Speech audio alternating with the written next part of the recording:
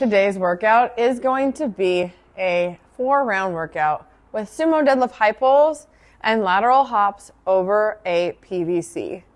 We're going to go ahead and start off with those lateral hops over PVC. We're going to stack up at training yard 3 crash pads and then put the PVC on top. You can secure that PVC with a plate, and you can also share this setup with multiple athletes, just extending PVCs out of every side. All right, so the height of this is going to be 18 inches. If you don't have an 18-inch box and you don't want to pull out plates, you can go ahead and do this with a 20-inch box.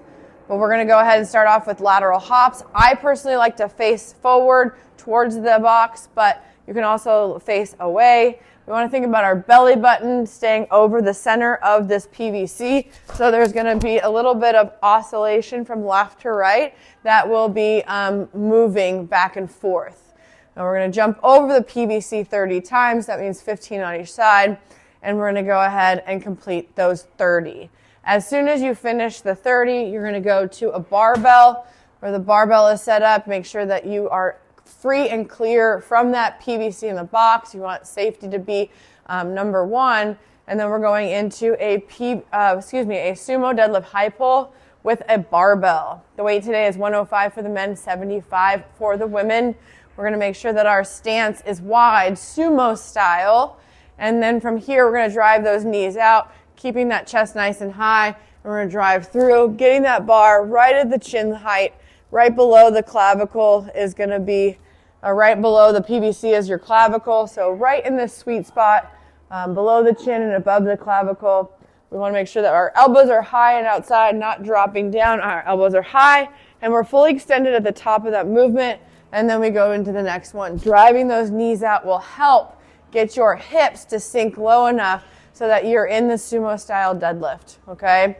So thinking about pushing those knees out when you go up and pushing your knees out when you go in will be something that is probably different for some of you, but it'll help create tension in the hip from the start to the finish, and you'll be able to be a little bit more springy through there. We want to make sure that this load allows you to stay fully extended at the top of the movement.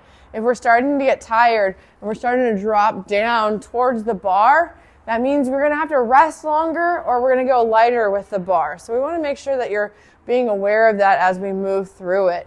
We want to make sure that those nice steady pulls arrive right here. This is the top of the movement for this today. And we have 15 reps. So once you finish 15 reps, we go back to the lateral hops, and then we go ahead and complete this whole workout for 4 rounds.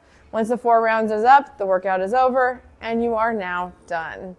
We're going to be moving a little bit quicker here back from the lateral hops to the high pulls, so we want to kind of keep that in mind as we're moving through with our heart rate. Heart rate's going to stay up, and it's going to kind of stay there and kind of waver back and forth as we move from our exercises. But just remember that we're trying to keep this pace nice and steady. We don't want to start sprinting the first round, and then all of a sudden we can't catch our breath. Our heart rate's skyrocketed, and we're having a really hard time recovering. We have to slow down significantly more than if we just start at a steady pace and maybe accelerate or just kind of maintain that pace throughout the workout.